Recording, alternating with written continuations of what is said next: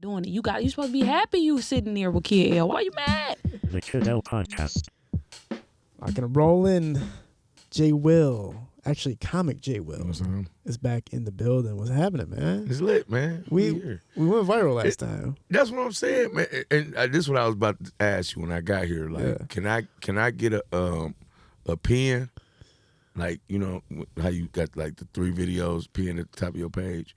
Like, can I get one of those for like maybe 2 weeks? You want me to pin the clip of us together? Yeah. Yes. There's one that did 3.2 million views. Yeah, that's the one I want up there. I'm about going the to kids. pin it on my page. I'll let you take over Snapdog's post. I think he's one of the pinned ones. Yeah. Snapdog, I'm sorry, but he's going to take it. Snap, I understand. You've been up there a long time. You've been man. there for a while, man. You went crazy, man. You Yeah, went that was super heat. crazy. We talked about how you were taking out just a random girl you'd be going out with. You would take their kids to the liquor store, and then they'd be asking you for chips and snacks and stuff And- when they are not your kids. And this is, I got a lot of calls, man. You know what I'm saying? Like, why you ain't tell me that's how you felt about my kids? Like, I wasn't necessarily talking about you, but it did what it needed to do because I don't deal with that right now. What do you mean? Like, I don't have to deal with meeting new kids no more. It's almost like they don't want to be the butt of the jokes. Like, no, you ain't about to talk about me on Instagram like you just did. So I ain't met no kids in a long time. Are you telling me that the podcast affected your relationship life? Hell yeah. Damn. Like, girls watch that shit and like, so that's why if you remember school, the quiet dude always get all the girls because they don't think he gonna tell nobody because he don't talk at all. So when they see me on the interview, they like, oh, he talk about everything. Damn. Like, so it's like either you like me and you just like, fuck it, I'm gonna take whatever he might say. But I don't really tell my business bit, but I will.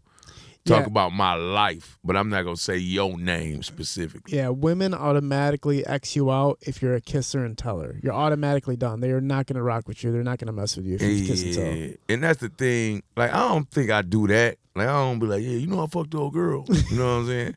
And then plus, so I might tell, but I probably ain't kiss you, though. Ooh. You know what I'm saying? So I ain't kiss and tell. Like, I fucked and told, but I ain't. So, yeah, that ain't sweet to just tell somebody I kissed you. What's been new for you this year, man? How's the performing and how's been social media engagement? Stand up going crazy. I still haven't maxed out in social media. Yeah, I still haven't just figured out everything. I'm really lazy with that. You know what I'm saying? It's really all my fault, but that's the one thing that I need to step up is actually engaging in social media and content creating and just being available to see that I'm still doing what I do. You know what I'm saying? Because I need to be touring more. I need to be out on the road more. And without me putting up specific stand-up clips that fit the algorithm of being in the stand-up club and all that, you really can't see what I'm doing in order to book me in these places, you know what I'm saying? I feel like comedians are a little like overdoing it a little bit these days with how much they're promoting their live stand-up and especially the crowd work. I'm like actually not that impressed with crowd work anymore because I'm seeing so many stand-ups do crowd work and all it is making like the audience member feel awkward because they said something wrong or it's like, oh, what do you mean? That's not your girl. All right, man. How many comedians am I gonna watch do the same exact routine with crowd work? I'm not saying it doesn't take skill. I'm just saying like we got it. We got the point. You can do crowd work. Well, crowd work to me is basically a fallback to what most comedians always was good at, which is roasting you or talking about something that's right there in your face. Mm-hmm. You know what I'm saying? So if I'm telling a joke about don't take this part. I'm telling a joke about a small Palestine boy that thinks he's Elvis or some shit like that, and I'm just telling the story. But then you at the show, and I'm like, look at this little Palestine motherfucker. Like it's a lot more funny when they looking right at you when I say the shit more than me. So writing a joke and because the difference is I'm looking at you. When I'm telling a joke that you're not seeing, I have to provide the picture and everything that you seeing in your head. So that's what makes a written joke a lot harder than just doing improv or crowd work, because crowd work is simple as hell. Like if you got a stupid ass shirt on and I say, look at this stupid ass shirt, they just look at it and start laughing. But if I have to present a stupid ass image of a shirt in your head, like, yeah, so my granddaddy came down with a t-shirt, a halter top with a T-Rex on it or whatever. Like, now you got to see that in your head for yourself, and I got to be the nigga that make it that vivid enough for you to see it. Yeah, and I appreciate you putting it out there like that, especially coming from a professional comedian's standpoint. Are you seeing a conversion from these people that are doing that? When you're seeing stand-ups really over-promote themselves on social media or promote themselves, are you seeing them able to bring in bigger crowds because of that? Or does what goes on social media just stay on social media as far as viewership and attendance is concerned? Well, if you have a following, very rarely have I seen an Instagram comedian with a following that doesn't do good on the road. Wow. You know what I'm saying? Like, for instance, I went on the road with HaHa. Yeah. I didn't do one. It wasn't one show that it wasn't the crowd sold out, and we was going everywhere: Orlando, Phoenix, or Ohio. No matter what city we was in, the room was sold out. You know what I'm saying? Same thing with Mojo Brooks. I didn't see Mojo. He crazy. Like his fan base is crazy. Desi came down here and sold out the soundboard and shit like that. 85 South. All that, like, so yeah, it transfers. Wow. You know what I'm saying? But more than that, these guys have worked on their craft enough to be respected as comedians and for people to come back and see their shows. Now, I'm not gonna say they all, work out. But the ones that's continuously getting crowds to come out and all that, that's because they worked at their craft, and these guys are actually good comedians now. You know what I'm saying? Like, I can send you to a Mojo show and know you're gonna laugh. I can send you to a DC Young Fly show, or I can send you to, a Desi Banks show. So these guys have really worked on their craft to where you can be like, okay, he's a comedian. Oh, for sure, yeah, because we remember the days where it started off as they were social media influencers or social media famous, and then they would go on stage and it wouldn't translate well. They couldn't do anything on stage. Like, their stand-up was not there, and now they realize they have to develop these things in order to, like, actually get real work on stage. Because there was a minute where we wouldn't even acknowledge them, bro. Mm-hmm. Like, it was really a standstill between Instagram comedians and stand-up comedians. Like, yeah. I wasn't one of the people that was mad, but I saw them was mad, bro. Like, man, these motherfuckers, just because they got funny-ass videos getting booked all over the country. I've been doing stand-up 15, 20 years.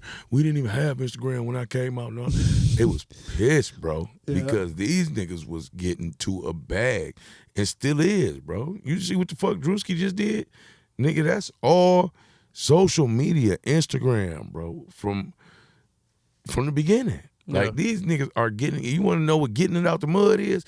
A motherfucker that didn't have shit, and now they're a fucking worldwide celebrity off of just the shit they did in their living room, bro. Exactly. On a cell phone.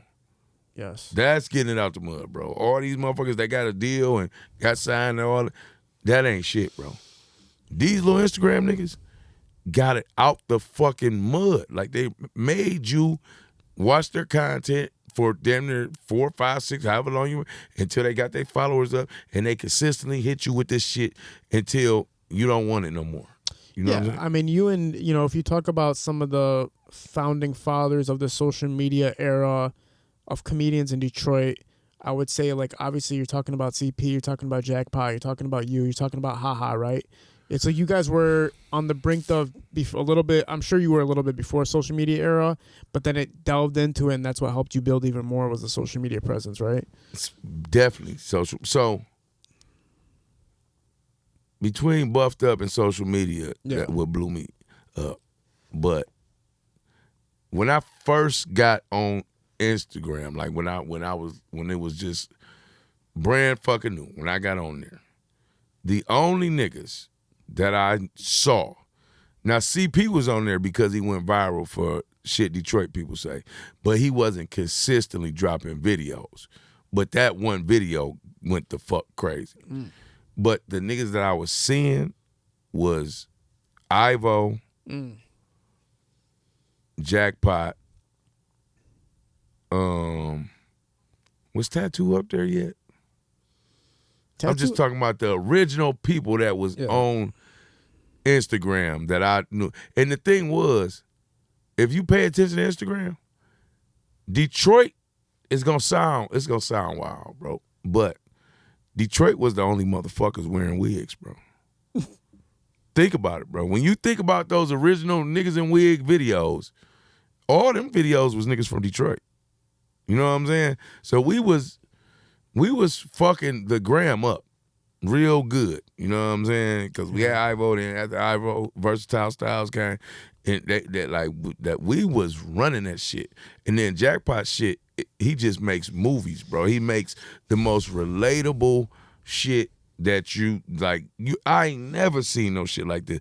Like, I literally just fucked around and walked in the gas station with my phone still connected to the Bluetooth, and somebody called me and all that type. And as soon as I do the shit, I go on his page, and it's a video about the shit. Yeah. You know what I'm saying? Like, Jackpot really brought it home. Like, he really helped develop an actual 3-piece story, beginning, middle, and end, into the skits, where it's like, no, I'm actually telling a story within these 60 seconds. Man. And he had like the captioning and everything that matches it.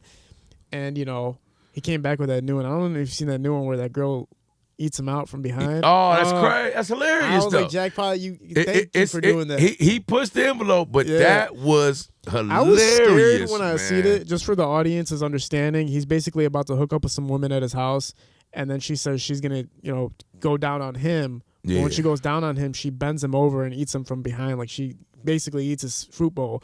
And I thought, in my mind, when Detroit sees this, it's a rap for Jackpot. I was like, it's the funniest shit ever, but is Detroit gonna accept some shit like this? Because when the nigga say, no, stop, that's gay. The nigga say, do it like this, and turned on his back, I say, man, boy. But thank God. That it was risky. But you know what I'm saying? This what you gotta know. When you're doing content like that, and with Jackpot knew doing that content, you niggas out here getting your ass ate. You feel me?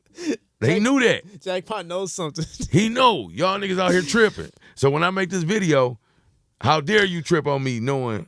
Look, let's get to the reality of it, right? It happens sometimes. The girls will test the boundaries of the tongue. No, they not testing the boundary of the tongue. This what girls will do. A girl will take you as far as you let her take you to talk about you the next day. You thinking you just having a sexual experience with a bitch like, well, I just opened all the way up and got in touch with myself. No, nigga, tomorrow she on the phone like, what's up with old boy? Like, oh, I fucked him.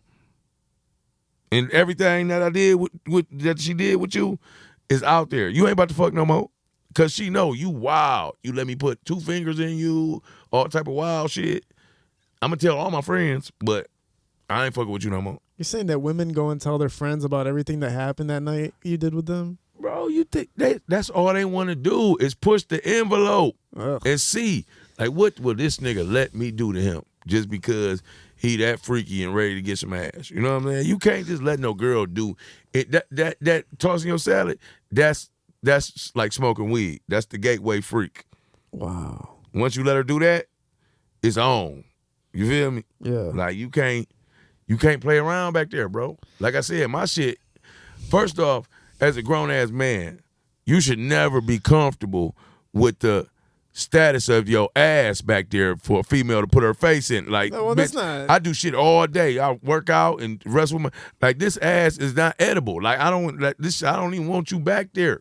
For real. Like, this motherfucker ain't, even if I take a shower right now in 4 seconds, this ass back assing again. I have this video footage of this girl telling me she wants to eat ice cream from my, from that area, and it's literally her giving me a blowjob and saying she's like, let's get some ice cream, and I was like, this isn't gonna happen. That's probably I stopped it. I stopped it from happening. The story was never gonna be told. Yeah, you know what I'm saying? No, my ass bark, bro. My shit, like, you bitch can't go back there. My ass like, hey, what you doing back here? Yeah, my ass don't play that. Like, what was the most desperate moment you've ever had as far as, like, you gotta seal the deal with this girl, she's not giving it up easy? How long did it take before you sealed the deal? And, like, what did she make you have to go through to seal the deal? I ain't gonna lie, bro. I'm one of them niggas that get mad once I realize you ain't about to let me fuck, and then I try to see if me being mad is gonna turn your attitude to want to fuck. So I usually, if you say no, I probably end up just not sealing the deal. I probably just don't fuck that night. Yeah. But I'ma think if I just turn over and act mad and keep and all this type of shit that you gon'. But then you look up and this bitch then went to sleep. Like, oh, she don't give a fuck about me being mad. She over there knocked out. So I'm over here pouting for no reason. No, women do not care if you're mad that they're not giving it up to you. They don't. Women is not gonna. If you start acting pouty because she's not giving it up, you already lost the battle. It's over. You got to just get up and be like, you know what, I got to go to work, and that's your best chance. I did that. I think that I only had one time that ever worked for me. This girl was like just leaving. She was just like heading out, and I got a little bit mad. I gave her a speech, son. I gave her a whole speech. I always do. Yeah, I gave her a whole speech, and it worked. Like, she's like, all right, let's just talk. And I was like, oh, my God, it worked. Like, I can't believe this. See, my speeches always go, oh, okay, well, I know better for the next time. Instead of, you right. You know what I'm saying? Because I only get mad when you come over and by the rules, I'm supposed to fuck. Like, I ain't asking for nothing crazy based on the arrangements that you over here. So in so many words, it's 2 a.m. and I'm like, shit, you trying to blow one. And you say, yeah, and come over. Okay, sure, I didn't say, is you trying to come over and fuck? But you can't possibly believe at 2 a.m. I just need a smoke buddy to come smoke up my weed with me.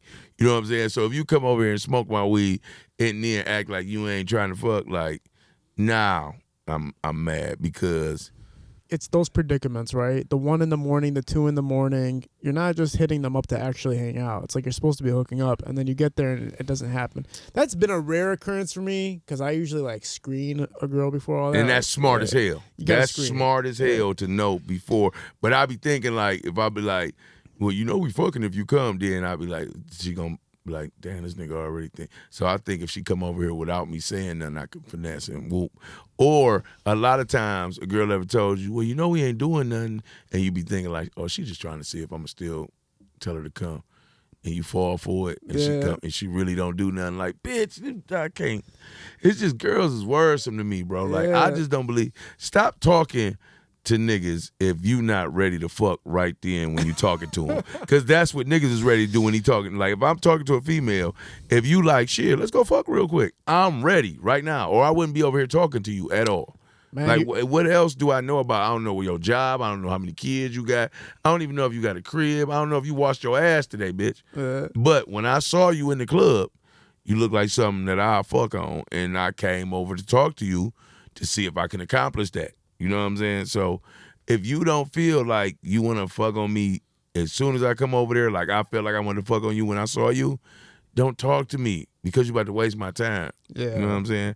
And that's all I be saying. Stop just talking to niggas, see what you can get out of them, and talk to motherfuckers that you actually fuck with so we can have a proper good time, bitch. Because if I'm forcing my good time on you because you really don't want to be here, but you just trying to see what expensive restaurant I go to and what I buy for you and all this type of shit and what you can get out of being with me.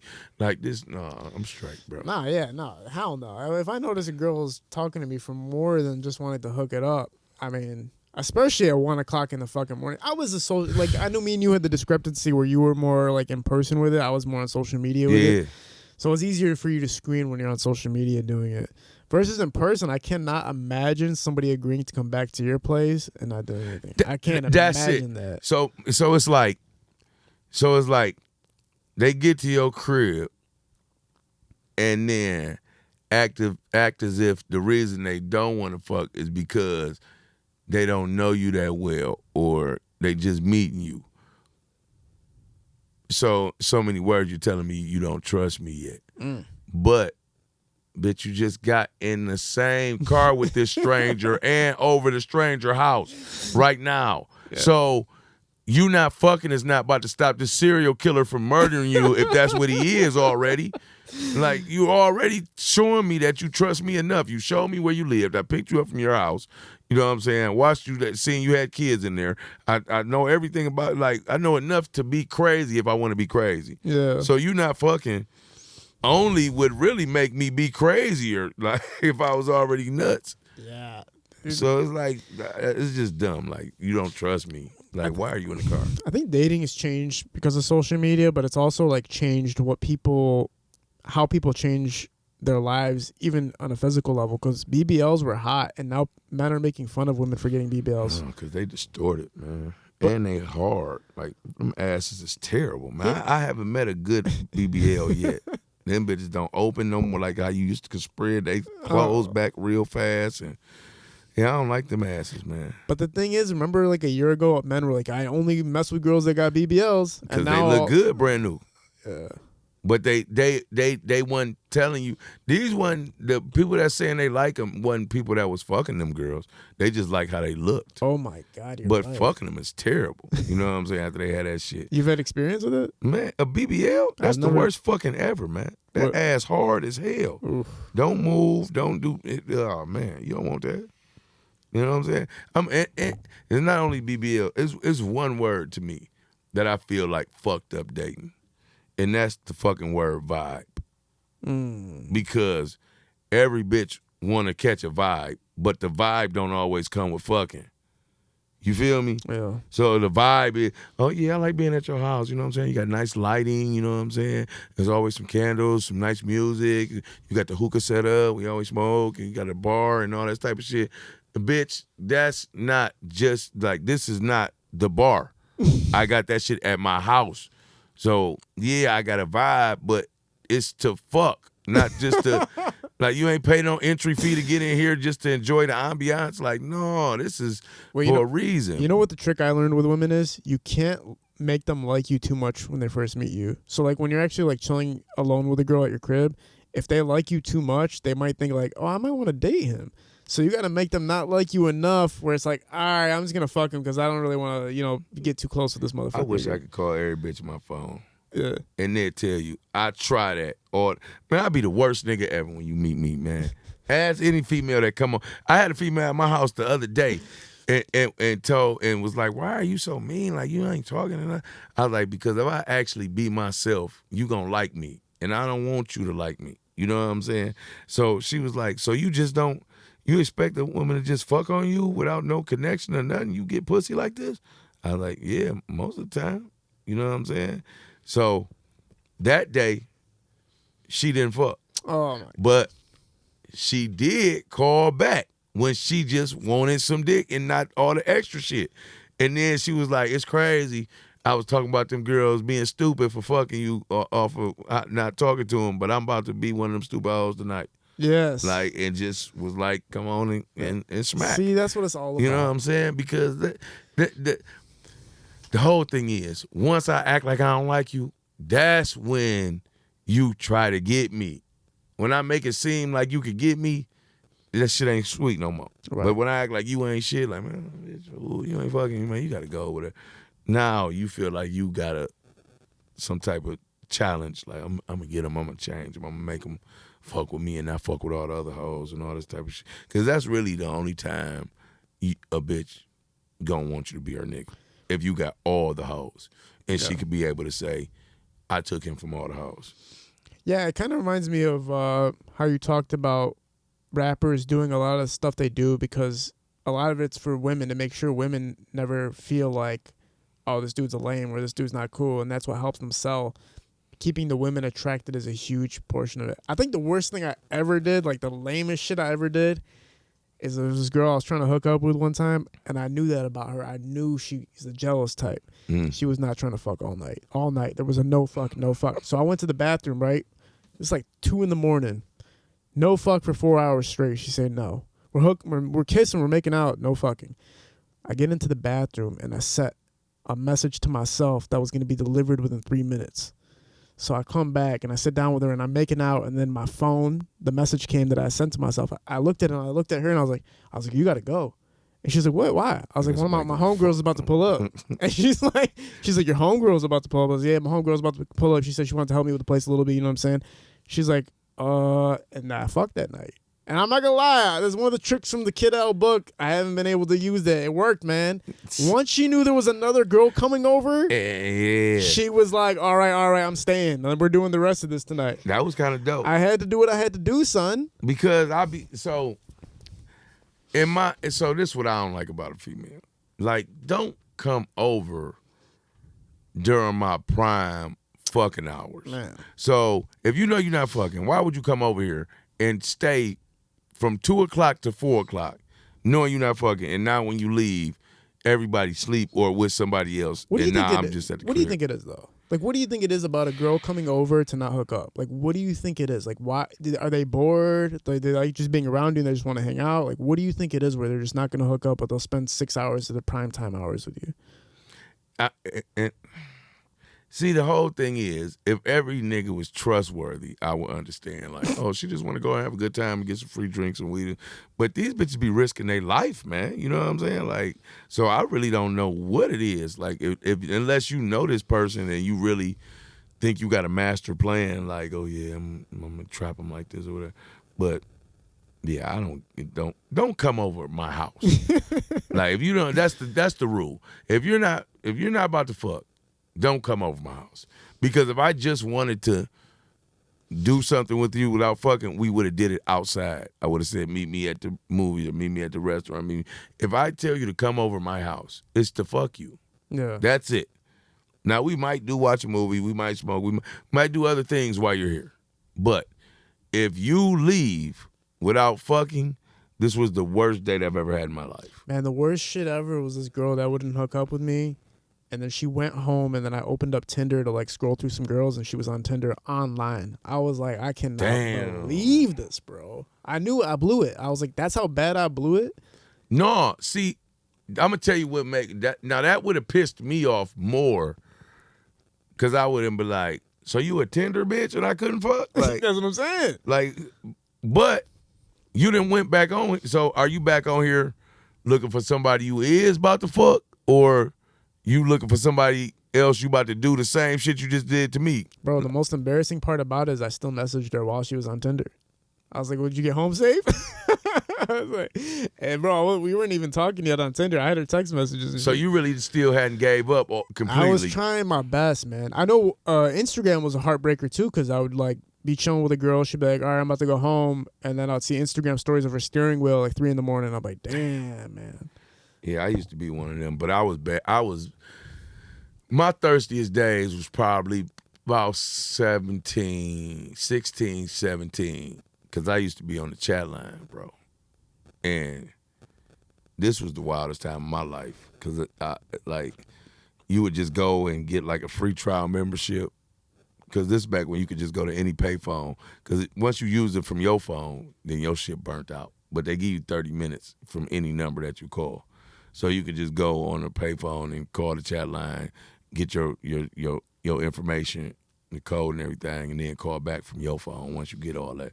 So I had about 40 different chat line numbers and codes and shit, and I used to just run through them bitches every day, bro. Like, just on the chat line looking for random hoes, bro. And this is before social media, where you That this worked? before camera phones. This is just on.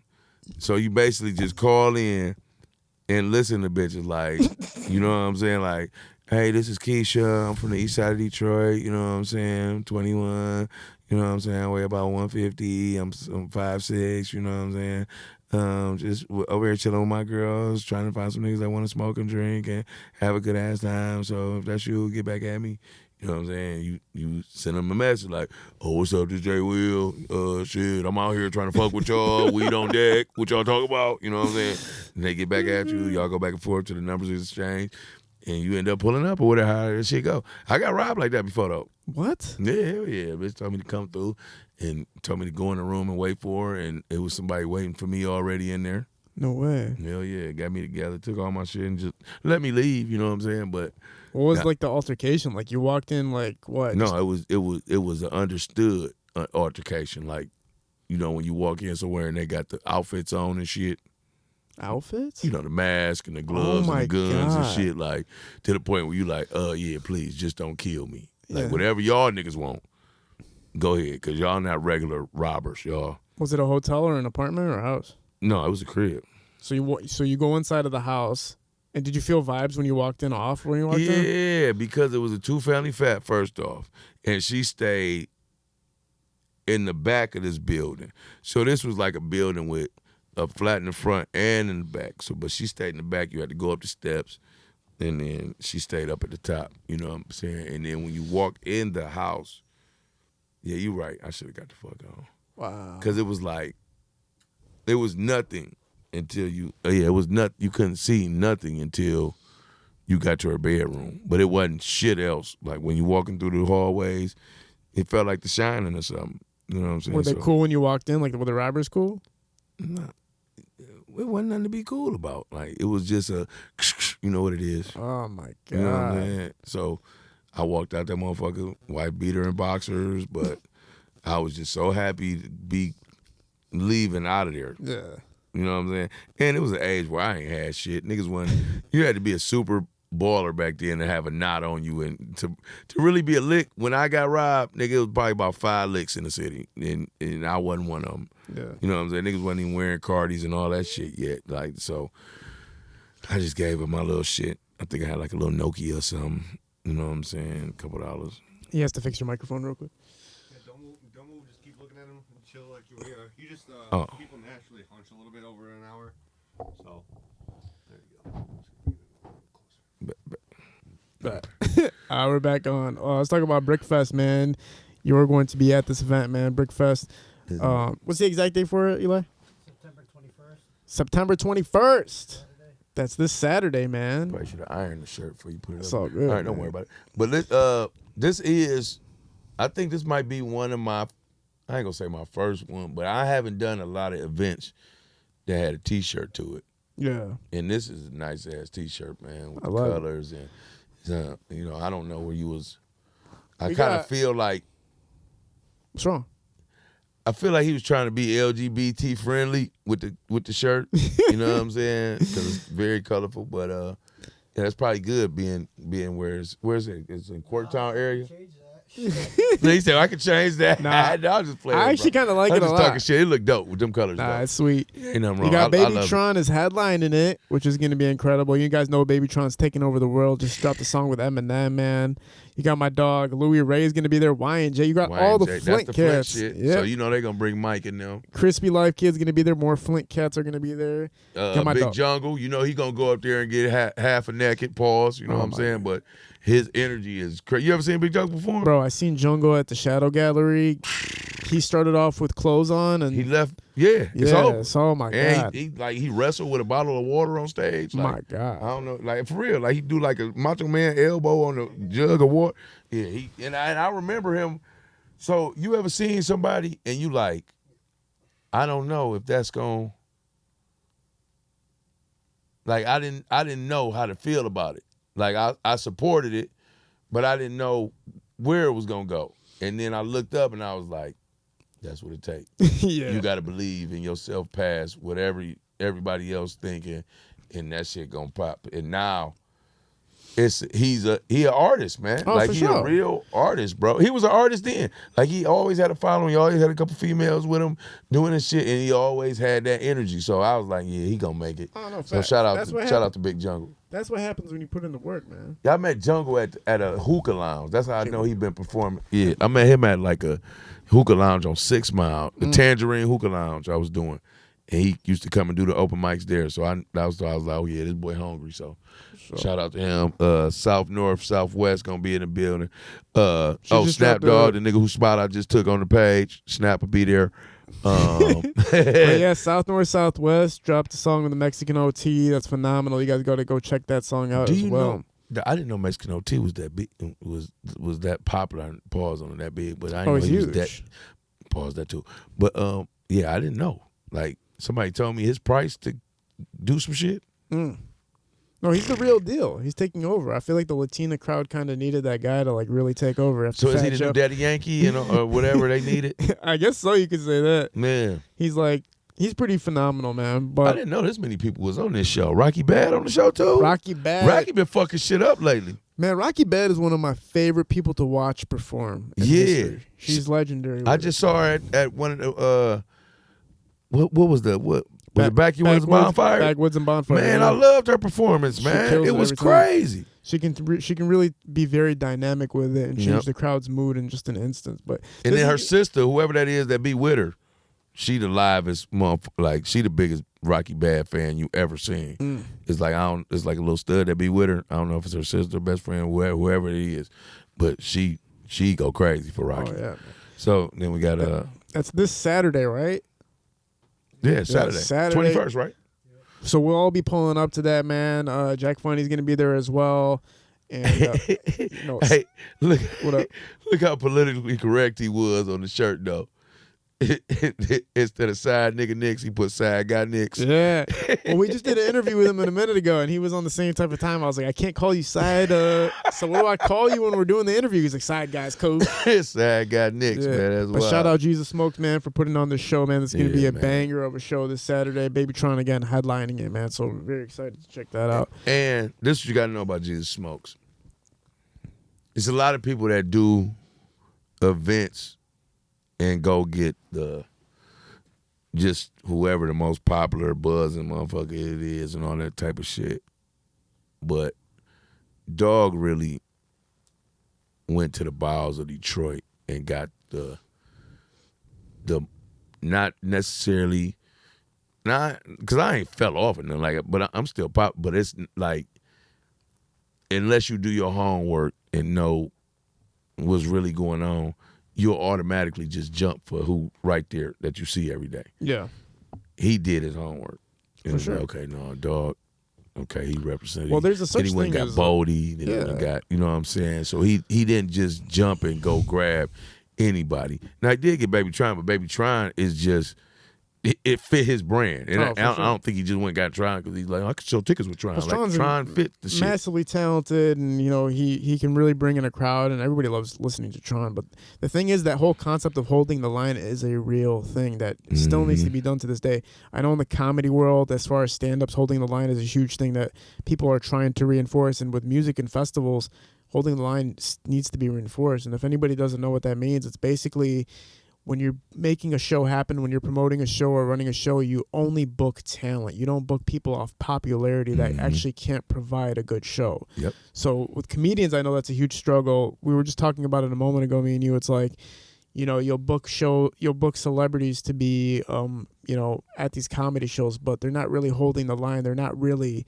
providing good content or good quality shows or performances. They're just there to they're there for popularity more than anything. And then obviously charging people to perform too is a way of not holding the line, because if you charge people to perform, sometimes it could be anybody. I can just do anything if you're going to let me pay. Exactly. I know stand-ups have to pay to perform sometimes too, right? I've heard maybe to get on a show like at the Fox or some shit like that. I don't know. I heard like sometimes open mics are like $15 to $20. Like stuff like that. Oh, not in Detroit. You're right. It was, yep, you're right. It was something like that. What was the guy that was charging to do? It was a couple of little spots like that. So I guess you are right. You know what I'm saying? There ain't a lot of them. But if you let anybody, so basically the reason that usually fails is because if somebody's coming to watch a comedy show and then there's like 20 guys that paid to perform like $15 each, and they all suck ass. It's like, I'm never coming here again. But if the guy who was running the event's like, no, I'm only going to get Comic J. Will, Jackpot the Juice, and CP. Oh, that's going to be a great show. Hell yeah. And then, put it this way. Why do you think you continuously see Trick on shit? Because Trick's live show, bro, will fucking surprise the shit out of you, bro. If you never seen him perform. If you just expecting to go see the run-of-the-mill Detroit rapper when you go see Trick, he gonna fuck you up, bro. Yeah.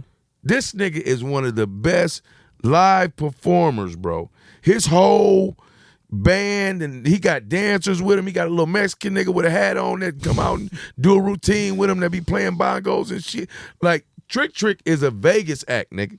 You can give Trick a residency somewhere, and that motherfucker is gonna do it every time.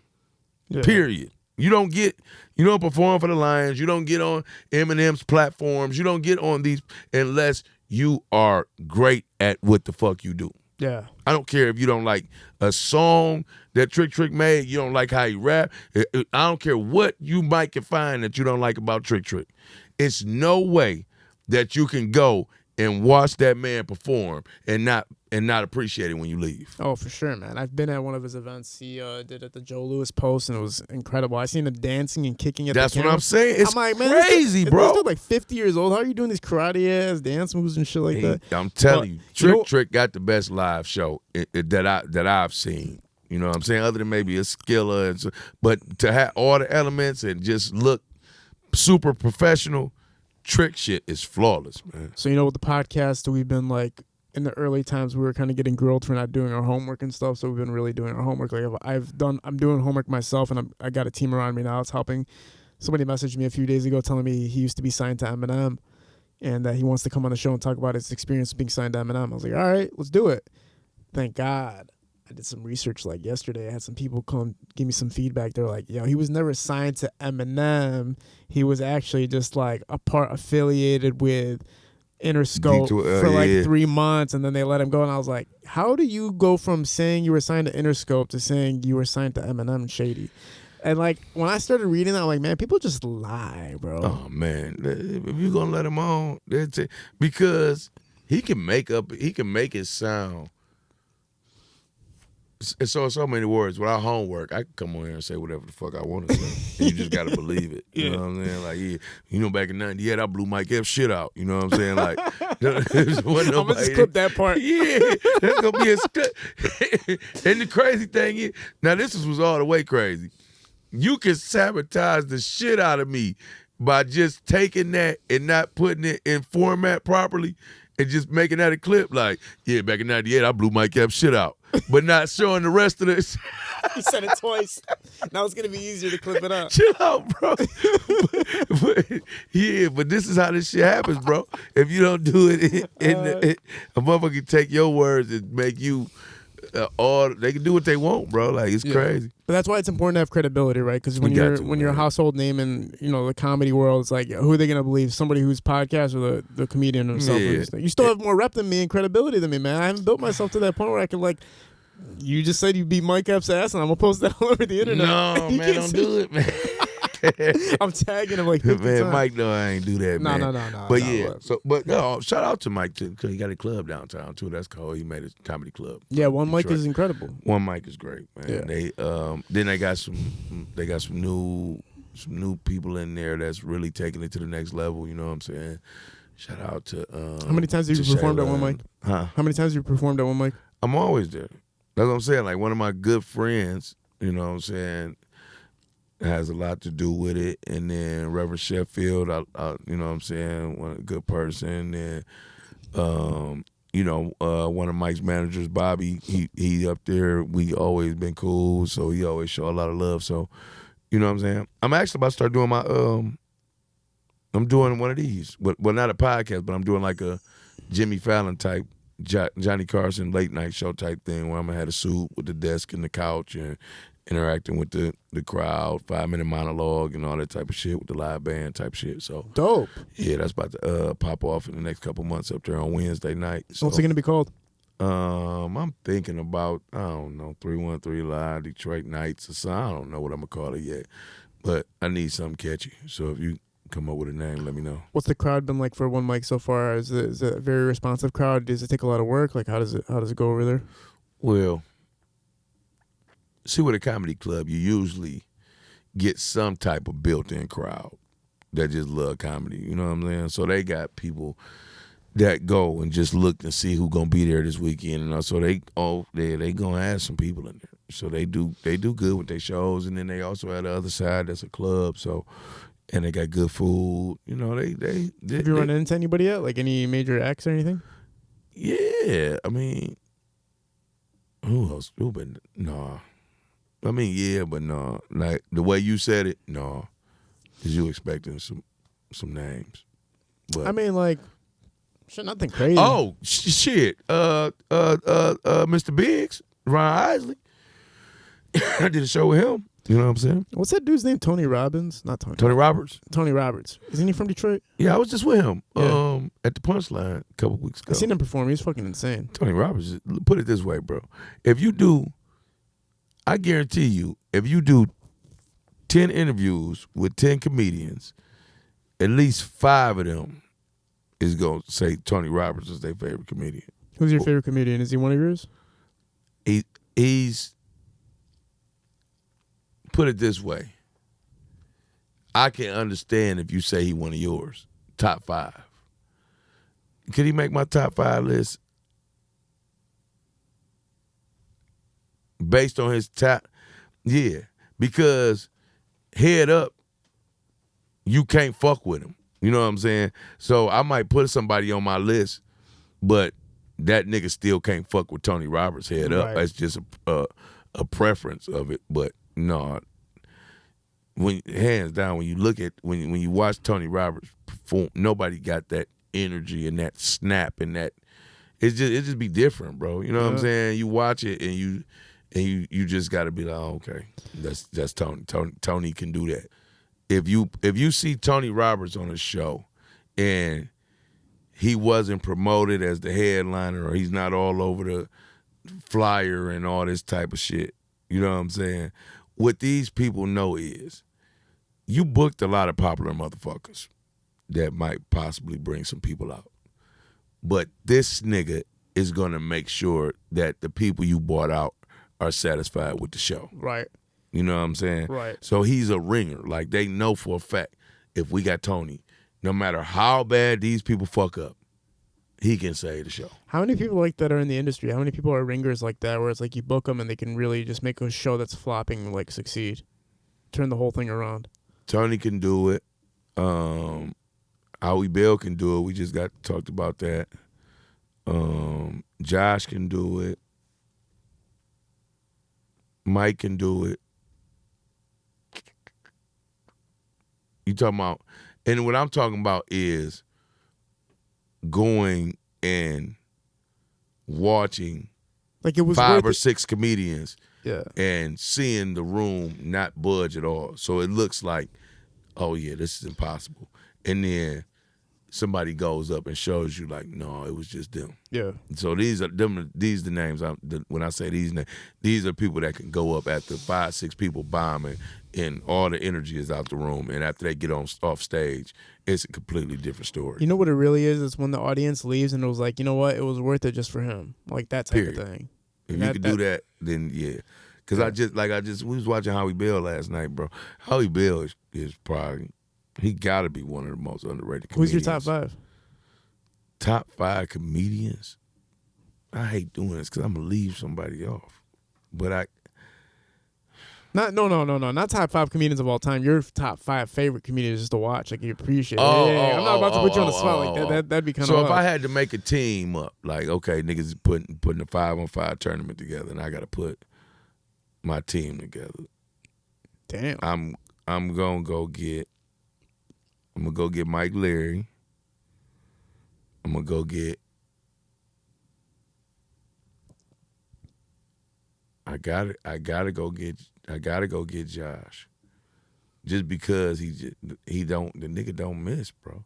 Like you can't figure out what, like you'll never be able to figure out what it is because it's not. He don't do his set all the time, but then sometimes he do it and he don't do improv all the time. It's just, you just can't figure him out. The nigga's just crazy. So I gotta go get Josh because he always gonna fuck some shit up. So Mike, Josh,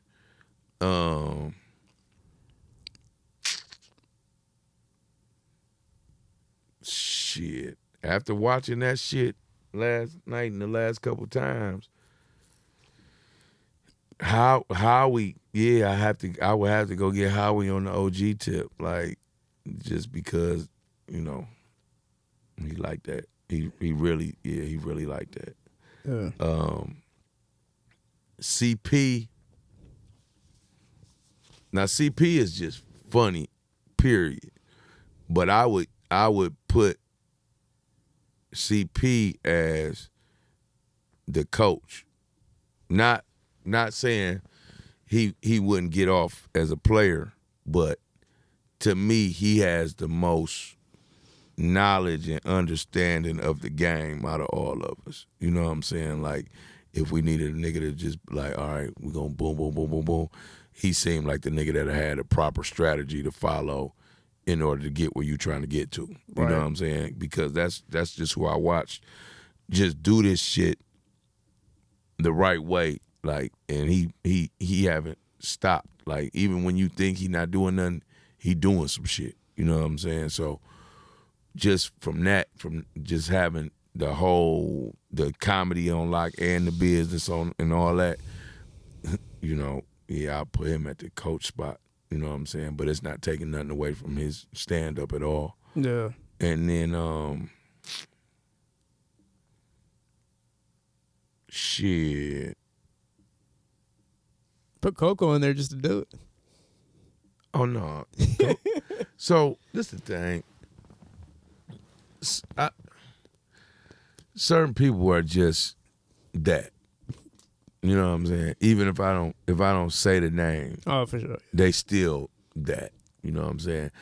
Coco will, to me, always be the top female comedian. Like I just, you know, cause it ain't nobody else that even. Who am I about to stick up for against Coco that did enough for me to stick up for him? You know what I'm saying? Like, no, you ain't did enough for me to fight that you better than Coco. You know what I'm saying? So, as far as female, yeah, to me, Coco is the best. Like, just go back and watch the Def Jam videos, bro. Like, She's crazy, bro.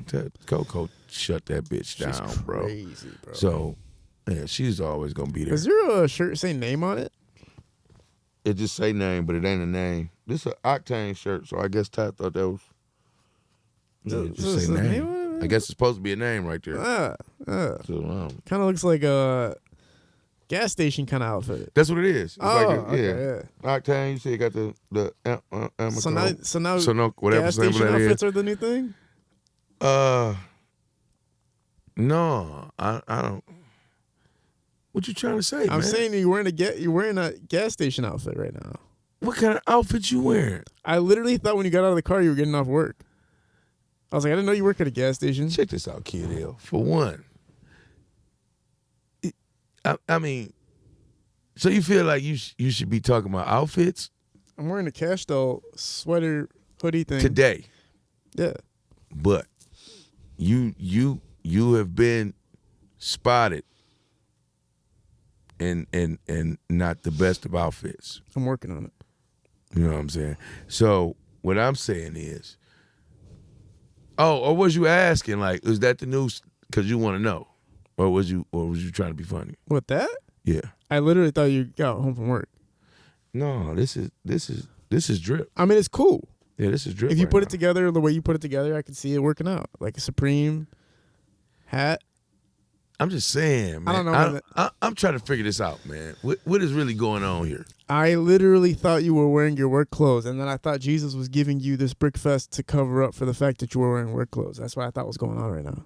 That's what I thought. Why we had the shirt here in the first place. Yeah, man. You confused, man. And that Supreme hat, man, I'm not gonna lie to you, bro. I don't even know if that shit's a real thing, son. That don't look like. So now I understand what you're saying. Now you're trying to get off. You know what I'm saying? No, I'm not trying to get off. And having the legs of a Persian woman is not really a good thing to be displaying in front of people. And if you want to know, I want everybody watching this interview right now, when you get done, go look up the little freaky Mexican nigga off of Big Mouth, the cartoon Big Mouth, and tell me that it don't look. Matter of fact, I'm gonna show you right here, kid. Big this Mouth? is gonna fuck you up. Jay Blazarian. Yeah, this gonna fuck you up, man. Jay Bazarian. Yeah, hello, man. Cause I didn't I didn't expect to get into one of these battles today. Let's see what you're talking about. You know what I'm saying? I didn't know you were gonna be on that today when I got here. Jay Bazarian. I don't know this one right here. Let's see what's going on right now.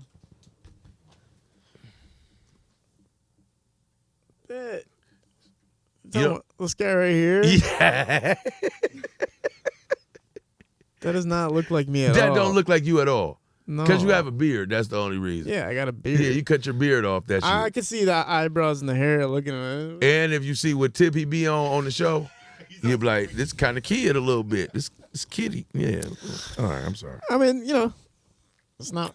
Everybody has a bad fit day. That's all I was saying. But I don't. That's what I'm saying. You don't know what that is. Speaking of fits, All your days are like that. So first of all, let's just have. that's why I get just have a sponsored. battle one day. I get sponsored to wear what I wear. So Yeah, but everybody shit ain't sweet. I still get paid to wear what I wear. Oh, I get paid to wear what I wear. That's all I That gotta makes say. sense. That's all I'll I gotta take say that. about it. Yeah. What was I gonna say to you? Speaking of outfits, unfortunately, right? the Walty store got burned down. What? Are you serious? You didn't know that? You didn't know Recently? You didn't know the Walty store got burned down? No. When did this happen? In the last couple of days? This happened within like the last 5 days. The Walty store was set on fire. It was arson. Damn. Yeah, some guy. You didn't see the security footage? No, Boy Jesus, my guy. I started with them. Like the first Wealthy shirt, I think I had it, and then they came on the radio and gave Delicious one and all. So I remember when that shit first. Damn, that's crazy. Yeah. Very unfortunate. The photo of it is like pretty tragic to see, and then they also have security footage of the guy who lit fire to the store. Oh, so this nigga did this on purpose. You got to look at the footage. It's a quick 30-second clip. I'll show it to you. So I'm very unfortunate, but I mean, Who would do this? That's what I'm trying to figure out. Right, like, you can't be that mad. the This Wealthy can't be store a does customer. so much for the community that it's like, what type of time are we on? This definitely had to be somebody unwealthy for sure. Right here. This is the dude going inside. How you get in there? So first he goes to the register, and then it looks like he grabs a shirt. I bet they know this person.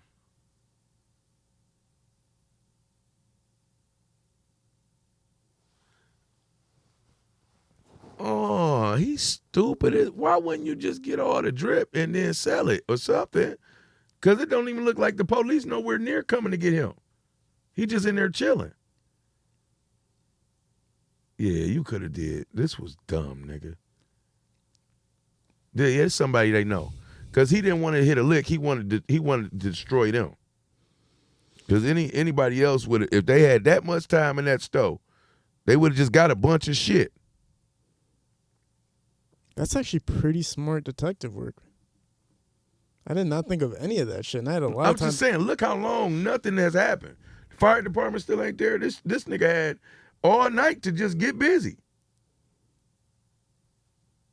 Yeah, he sabotaged them. This is a nigga that know them. And he looked like a little hipster a little bit. He didn't even come in there with no robber clothes on. Like he still got hoochie daddies on, little hoodie. Yeah, so he probably know them. It looks like a white guy, you said? No, it's like a hipster, he looked like he got some drip on a little bit. Like he got like some little, he got the new style of shorts on, got a little hoodie. He don't look like a nigga that's fucked up. He look like somebody that know them and is mad. Disgruntled employee. I don't know what the fuck this is. But yeah, it ain't. It's personal, for sure. It's definitely personal.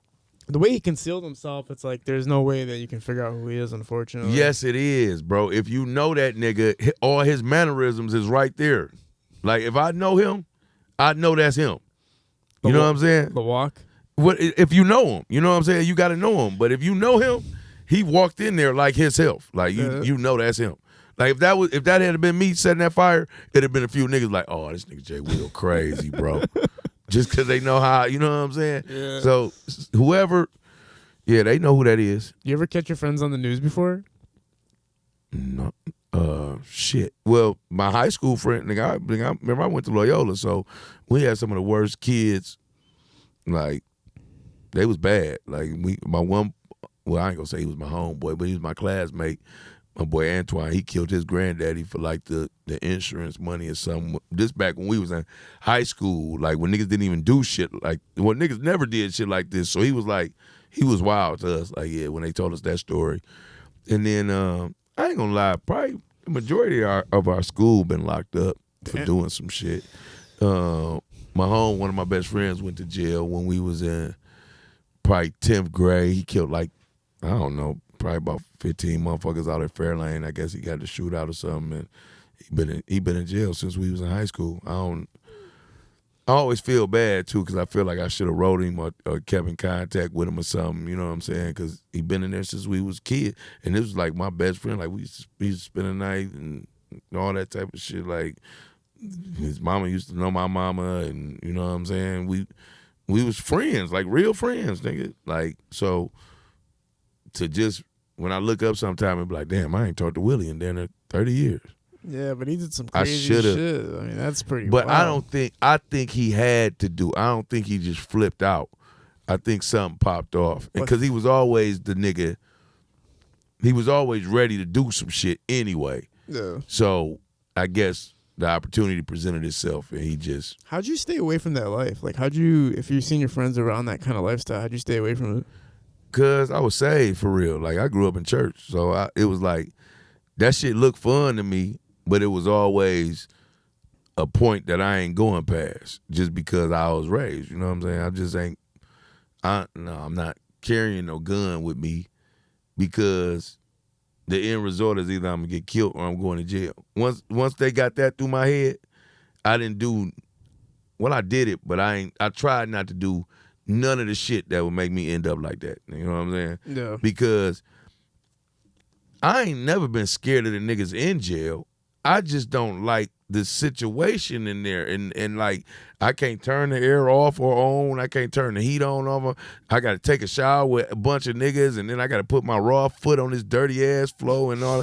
Like, it's just, I don't like how it is in here. It ain't you niggas, because you niggas is out here right now. Before you go to jail, you out here. You know what I'm saying? So it ain't the niggas, or I couldn't walk up and down the street every day. It's the fucking... No, nigga. The food and you mean to tell me you control my TV and I can't switch the channel unless I want to kill you or stab you and all that? And then you mean to tell me you don't care if niggas gay? You just fuck anyway? Like, no, hell no. Like, I can't speak up for myself. Like, no, I don't really like niggas. Like, yeah, that don't matter in here. Yeah, that was my biggest fear. Always, obviously, everybody's biggest fear is like somebody drop the soap and all that stuff. I mean, fuck all that. That's I'm not trying to do all that. And it's the fact of the matter is, bro, and this is what I don't like, is that nobody give you a fair shake on what happened. Like, so no matter what happened, I'm gay, but you don't realize. This, I tried, man. This the biggest nigga you ever seen in your life. This nigga was 350. He lift 600 pounds a day. This nigga is the strongest motherfucker you ever met, and he knocking niggas the fuck out. I tried, bro. When you see me, you gonna realize, oh, he took this boy ass. Because my face, everything gonna be discombobulated because you gonna have to do that to get me. But even after that, I could come home, eye swole, knots in my head, everything. Like, what happened to you? Oh. Yeah, there's no going away from it, right? As soon as I tell you what happened, oh, hell no. Like, do you see what I went through trying not to let this happen, bro? Yeah, there's no way out of it, pretty much. It's over, man. That's why you just don't go. Like I always say, you don't have to go to jail, bro. It's like some black kids, like they think they gotta go just because they want to be able to tell stories with niggas when they get to telling their jail stories. Like, I'm straight. I know obviously you get asked this question before we close out. I know you get asked this every single day of the week, but Buffed Up 2, man, what's the process of Buffed Up 2? About 2-3 months. Really? I'm looking at it like 2-3 months we're going to start filming because it's a reality now.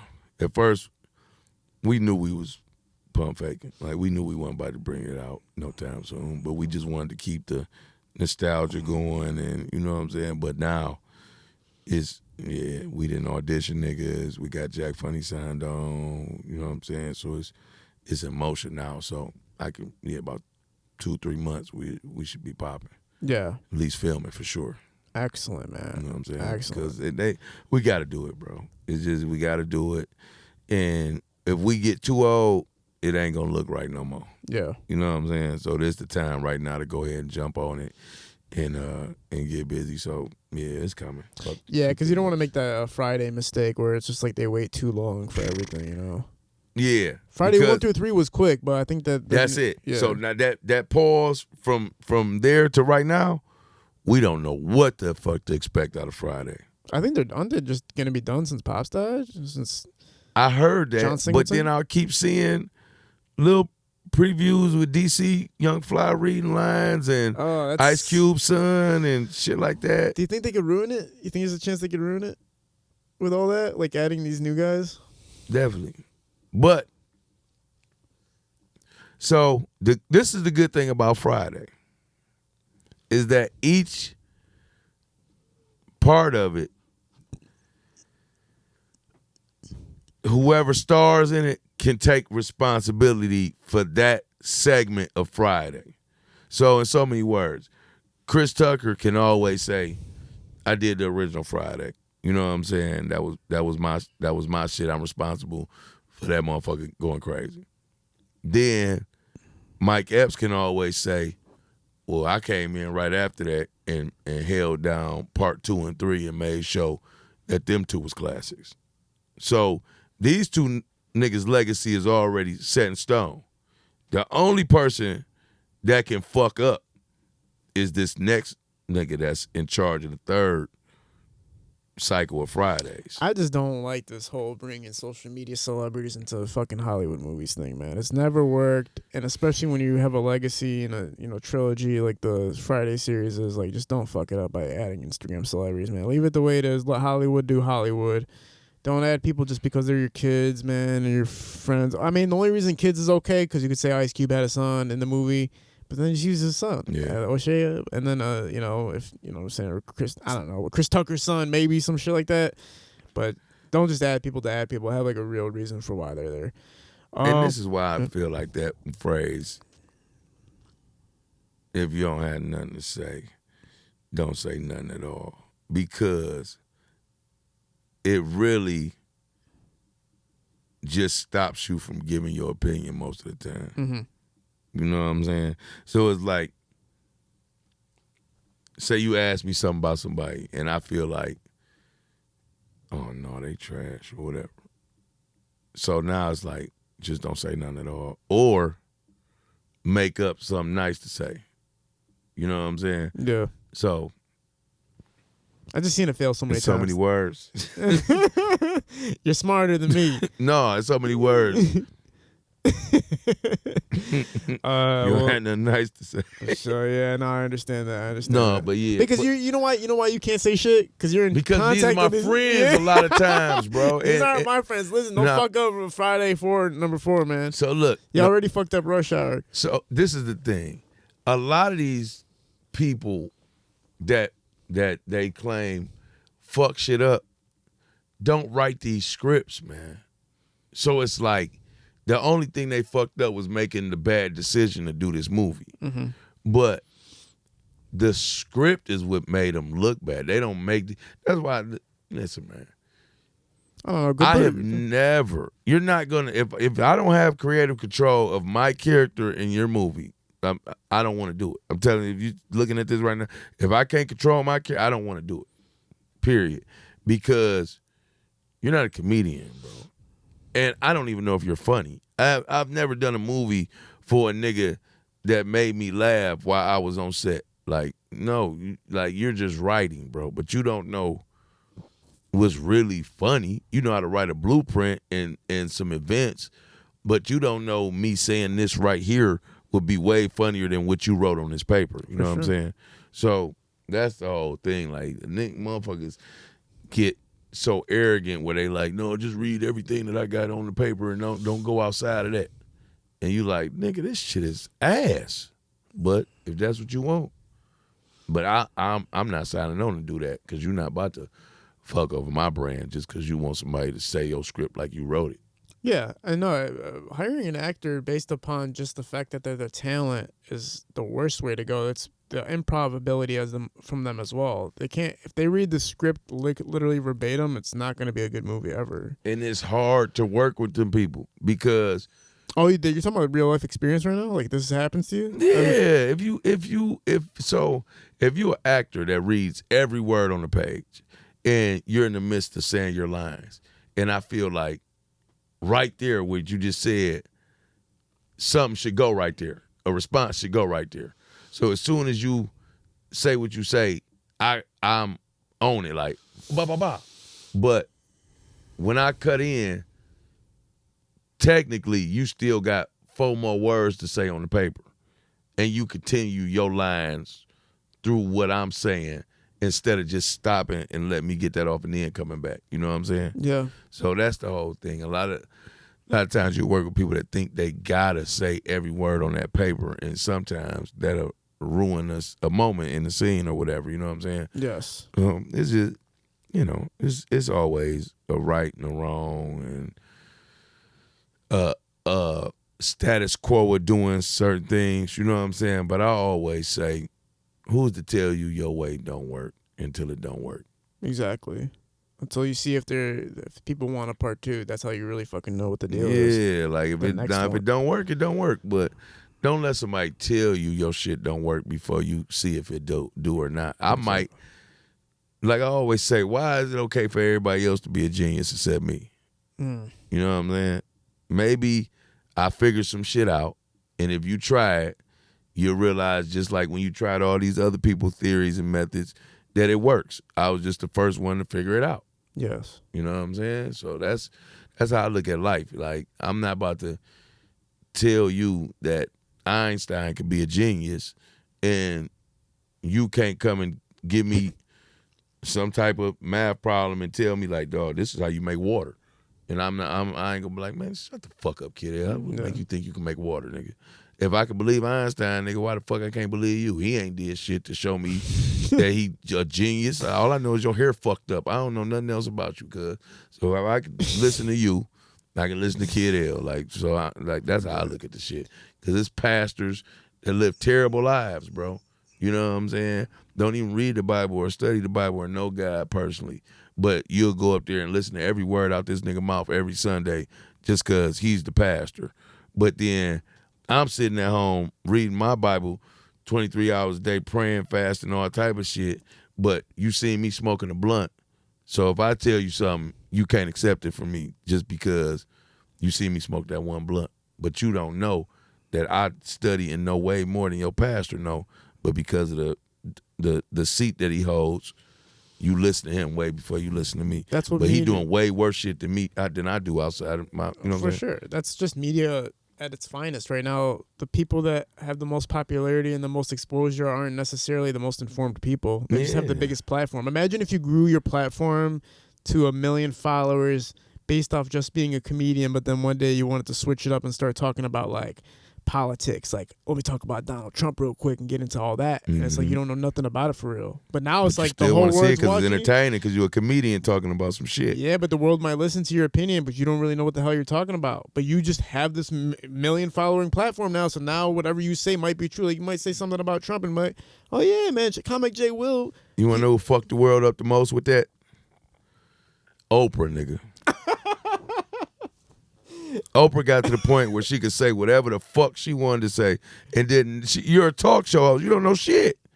I mean, you probably know some shit. I ain't gonna say you stupid Oprah, because I don't know if she gonna cancel me. But Oprah was saying anything, making bitches read any book, made niggas stop eating hamburger, all type of shit. Like whatever Oprah said was it, dog. You listen to whatever she said. So that was and then Donald Trump, dog. When you think about this is the wildest shit you ever seen, bro. This nigga is the first president or first anything political, bro, that has never done anything in politics, bro. This nigga's never been a mayor. This nigga's never been a senator. This nigga's never been shit but president. Like, it's nobody else in the history of America that's done this shit, bro. He just decided to be a president. You mean on the presidential level? Because Arnold Schwarzenegger was like fucking the governor out of nowhere. Yeah, but that was a governor of California. They where is ran by celebrities anyway. Right. So it's like, fuck it, just put him there. That look good for Hollywood. But Jesse the Body Ventura was somewhere like, I think. But I'm saying, as far as being taken serious as like, this nigga is our president and has never been to any level of political training, bro. How'd you feel when you heard he got a second assassination attempt on him yesterday? For one, I don't watch the news. Oh, you didn't know there was a second assassination? I don't know what be happening. He was at his golf course and they tried to take him out again. So, in so many words, I think they're testing the clones. Like, I don't think that been Donald Trump that got shot at none of them times. I think there was the lookalikes, like you remember that movie they made with all the Saddam Hussein lookalikes and they tried to kill him and all that. So I don't think none of them been Donald Trump. First off, the first time he got shot, he came back out with the Band-Aid on the other ear. That he got shot on this side, had the Band-Aid on this side on the next interview. So I'm not believing none of this shit. This is what Donald Trump is trying to do. He realizes that the only people voting for him is extreme rednecks and extreme niggas. You feel me? So what better way to get some extreme niggas to vote for me than to look like niggas trying to shoot at me and like I'm a gangster ass nigga and I'm almost got murked. You know what I'm saying? Evidently they buy albums because of this shit, so maybe they'll vote for me. But it's only extreme niggas. Like, educated black people know, like, no, I'm not voting for Donald Trump. But the extreme niggas is like, shit, we about to get another check. So you mean to tell me you think Donald Trump is about to implement a whole nother pandemic, shut the world down for 3 more years and all that, just to give y'all niggas another check? Like, do you remember what it took to get that first check? Something that's never happened in like fucking... But all these niggas remember is free money. So these are the extreme niggas. Like, they want anything free, bro. So you're voting for Kamala? No, I think I'm voting for the Kennedy nigga. He dropped out. He did? Damn. You're not allowed to I vote. told you I don't watch news. Yeah, you're not allowed to vote anymore. That's it. I would have voted for him. Hey, listen, man. I would have voted for Kennedy before I voted, because it was like, it's the lesser of the two evils. So the way they don't really portray Kamala like she's like the best person for the job. It's just that she's up for, she's up for it. And then we black people, so we like to see a black woman doing something and all that type of shit. But I don't think nobody really is looking at it like, oh, we in good hands now. You know what I'm saying? With Kamala, like, but you don't want Donald Trump for sure. So she's just in probably one of the best situations you could ever be in, because you're basically, I'm not saying the chick is terrible. I don't want to be the one black dude tearing down a black woman trying to be great, but I don't think you're not. You in a good position because people will vote for you just to keep Trump up out of there. Damn. But if you was going against anybody else, shit, Mary Sheffield might beat that right now if she went up for president. Big Gretch could be her, or something. She's only the popular vote because of who she going against. But I guarantee you, if you put Mary or Big Gretch up against her in a debate and put them on them same platforms against her, they might pop Kamala, man, for real. Damn, son. Very, very, very interesting stuff, man. I didn't realize the depth of insight that you have into the political world, and also the wisdom that you shared today is a little bit profound from what I expected you. Last time we were on, you were talking shit. I don't really like to cast my pearls before swine, you know what I'm saying? But damn, if I feel like you gonna listen to it and appreciate it and take it for what it is, I don't mind kicking it, man. But a lot of people just take me as a clown or whatever, so you tell them some shit and they don't appreciate it. They don't look at it like you know that. So they take it for, it's like if you give a pig a pearl, and then gonna swallow it like it's a rock. You know what I'm saying, or some bullshit. Yeah. But you know what I'm saying. If you in front of somebody that this is a pearl, and they gonna value it and take it in.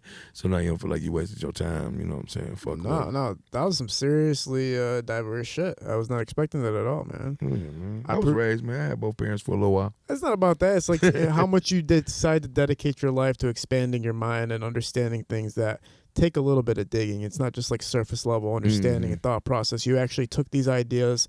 One thing I like about you is your perspective on things, because it's not just like you read something and you recite it. It's more so like you examined it and then you came up with your own conclusion about what it is. So I appreciate hearing that. A lot of people, I like the realness of people. Yes. Like I don't like to see what the fuck the construct has put in your mindset. Like I like to get to who the fuck you are, bro, because it's too many robots right now, bro. This shit is just ignorant, bro. Like you look at Instagram and like, how the fuck am I looking at 200 random videos of niggas getting shot, robbed, killed, grandmas getting pushed in the streets, pursed? How is it this many of these videos, bro? The Lions footage, I got that this morning. Somebody sent that to me. I was like, don't send me stuff this early in the morning. Like I do not want to see that, man. Then it's the crazy thing about it. The dude that got shot, if you look at his post from last week, he like, man, Detroit is really on the rise, man. I'm down here at the Lions tailgate. Ain't nobody beefing. Ain't no guns. It ain't no it ain't nothing. It's this really, man. This is what Detroit supposed to look like for real. And then you go on his page the next week and he didn't got killed down there. Yeah. Like this is wild, bro. Like niggas really need to realize that this is bigger than you, man. Like if these niggas don't understand that the devil is a real energy and entity, bro, and if he get to you without you realizing it's him, then he gonna control you. You know what I'm saying? He can't fuck with me because I see you, nigga. I'm spiritually in tune. So as soon as I see you, get the fuck out of here, bro. You're not about to get in me and do nothing. But if you don't know what a fucking spiritual warfare is, then you just think you just this evil gangster ass nigga. No, nigga, you are a walking demon, nigga. That's why you calling yourself that, because that's what you is. But you didn't know that that's what happened because you thinking it's just regular life. But no, nigga, we don't fight against flesh and blood. Fight against principalities and spirits and things of the darkness and all that. So you not looking out for that shit, and then it took you over, and now you trying to wonder, why the fuck did I kill this old lady? Because the devil is the evilest mother. You can't even fathom the shit that's on his head. That little shit you talking about ain't shit, bro. This the evilest motherfucker in the world, bro. And he don't care about nothing but killing, stealing, and destroying. And if you don't know that this is the nigga coming doing this shit, he gonna keep doing it because you can't stop him. Yes. Because you don't know where to find him at. He's fighting a spiritual warfare. He's taking over your mind, your spirit, your body, and now he's making you transfer all this shit to all your other family members, and now you can't have a good relationship with your kids because you this, and your mama, y'all, everybody because you're the devil without even knowing. So you're going around all these nice people that believe in God or got some type of light or some type of righteousness about them and wondering why they don't feel comfortable with you around. Because you're the devil, nigga. Mm-hmm. And their natural reaction is, whoa, what the fuck? You know what I'm saying? That's why only devils feel comfortable in certain places. Like if I go to a motherfucking all dark trap house and it's guns all around this motherfucker and drugs and dope and all, like, nigga, I might know I'm straight just because I know who own this shit, but I'm not comfortable here, bro. Yeah. Because this is dark. Y'all niggas comfortable here because this is where you always at. You know what I'm saying? You with your people. I'm not no demon. Y'all ain't my people. Now, I know how to operate around y'all because y'all know not to fuck with me because you know who really got my back for real. Yeah. You know what I'm saying? You know not to fuck with guys. So you know, okay, we can't mess with dog. So I can be safe, you know what I'm saying? But I don't like being here. You know what I'm saying? This ain't my comfort place. Yes. You know what I'm saying? Like how we here right now, I'm comfortable. I'm with 5 regular You know, just guys. Like we can go out and have a brew and watch the game and kick it and talk and not have to worry about everybody thinking they the toughest nigga on the planet. You know what I'm saying? It's just shit is fucked up right now, man. Niggas really feel like they can't. Just imagine, you want to know the dumbest shit that I had to get over this. Like, the shit had me. But you know the biggest thing a nigga could say to try to hold you is get out your feelings. Like, nigga, what the fuck? What do you think I am, nigga? I ain't no fucking rock, nigga. You know what I'm saying? Like, whatever the fuck you just did hurt me, motherfucker.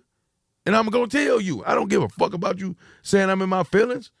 No, nigga, you said some shit that I ain't like. Just how I feel about it. What the fuck you mean, get out my feelings? I'm out of them now because I express myself. But until I express myself, I'm going to always be in them bitches. Because you got me scared to say anything. So no matter what, I got all these feelings boiled up. That's why now I'm in them. Because I'm living in them. But if I let them go, nigga, I'm out my feelings now. I feel better about this situation. Now what you want to do? You know what I'm saying? But niggas is fucked up, bro. Whoever's raising these young men, bro, they're raising these niggas into being soulless fucking killers, bro. That's it, bro. These niggas don't think that they can love a female. They don't think that they can love nobody, bro. Because the devil completely turned this world into hate. Everything bad is good. Everything good is whole ass nigga. So that's the thing, man. Niggas just lost, man. So that's why I don't pay attention to what they put on TV because I know what your goal is. You trying to confuse me and be a walking zombie and fall for anything. Do you know how fucking lost you is, bro? If I can convince you to come in here and buy a $3,500 bag of chips, bro, as a purse. Man. Do you know how fucking lost you is, bro? You have a family member, for sure. Rent not paid. Even if this ain't your family. Somebody fucked up, bro. And you didn't let this construct convince you that a fucking fake bag of chips that say Balenciaga on there is worth more than you helping somebody or doing something that a betterment to the universe or the world. Yes. Because all you do is watch what the fuck they put in front of you, bro. If you never seen that bag of chips or you never seen Balenciaga, if you never knew nothing about that shit, bro, you would look at niggas like they dumb as fuck. Like, you about to do what? You about to spend what on that? This niggas fucking, niggas is cooked, man, for real, L. I'm telling you. This new generation is a scary one for sure. But it's like the generation before is the one that raised this generation that's coming up. So we got to look at ourselves too, and that's what a conscious responsibility is. Mm-hmm. A conscious responsibility and a collective responsibility is everybody understanding that we're responsible for each other. With this generation, the generation coming up, the generation ahead of us, we're responsible for everything that's happening right now. But we don't feel like that. Everybody's almost like it's not my problem attitude is taking over the world. It's not my problem. Yeah. It's like this new attitude that's taking over the world. But then we're gonna pay for it. Like you said, it all builds up. You end up paying for it all. We're gonna end up paying for this one day. Hell yeah. We're gonna pay for all this. Comic J Will, man, I appreciate you doing this, man. This was a profound ass This was dope, talk. man. This you was know what I'm saying? legendary Sometimes shit. you like to show your layers, man. No, you know yeah, man. I'm glad you did because now I know the next time we talk, we can hop into those subjects too. Appreciate Jesus Smokes for pulling up on us, man. We got a festival coming up on Saturday. Come check it out. Brick Fest, man. Like we said, Babytron's going to be headlining the show, so you already know it's going to be taking off. Me and Comic J will be there dancing on the stage, going crazy. You know what I'm saying? Down.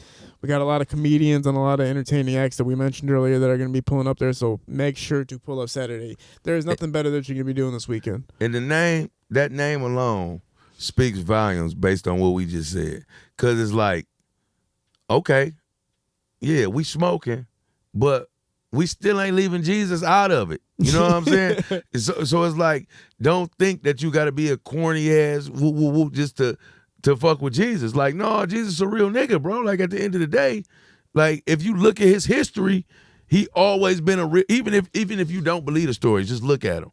The stories, oh, this nigga died for you for no reason. You know what I'm saying? He always forgive you. He done told his daddy, if these niggas die, you know what I'm saying, make sure they got a spot up here with me, you know what I'm saying, as long as they whoop, whoop, whoop, you know. So all the stories about Jesus is him being a real nigga. The stories about the devil, he don't have a real nigga story. So, you know what I'm saying? Jesus Smokes is bigger than what you even, like this could be some shit that fuck around and save the world.